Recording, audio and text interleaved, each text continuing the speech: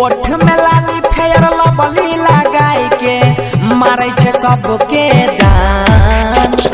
ई छौरी ऊ छौरी, ई छौरी ऊ छौरी, ई छौरी ऊ छौरी, ई छौरी ऊ छौरी, ई छौरी ऊ छौरी, ई छौरी ऊ छौरी। सपना स्टूडियो दिल्ली। शिव नारायण सीतामढ़ी, शिव नारायण सीतामढ़ी। ई छौरी ऊ छौरी, ई छौरी ऊ छौरी। हाँ गोरे गोरे गाल बाली ओठ लाले लाल बाली देखै में बड़ी जबरदस्त लागे छै। जोरा जोरा पायल कान में बाली देखै में छौरी मस्त लागे छै।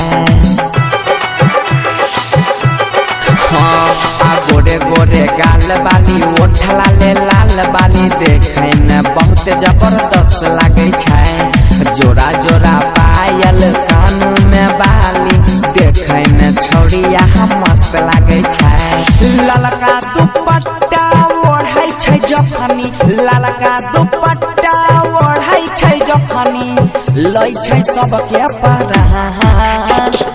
ई छौरी ऊ छौरी, ई छौरी ऊ छौरी, ई छौरी ऊ छौरी, ई छौरी ऊ छौरी, ई छौरी ऊ छौरी, ई छौरी ऊ छौरी।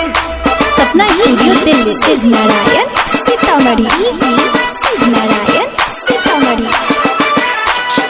ई छौरी ऊ छौरी, ई छौरी ऊ छौरी।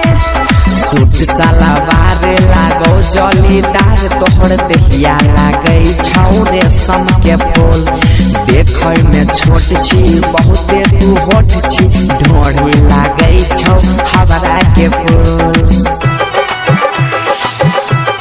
हाँ आ सूट सलवार बड़ी जलीदार तोहर देहिया लागे छौ रेशम के फूल।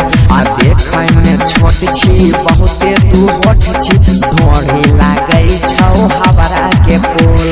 कहै छै सोनू बनसीधर से, कहै छै सोनू बनसीधर से माल के पहचान। ई छौ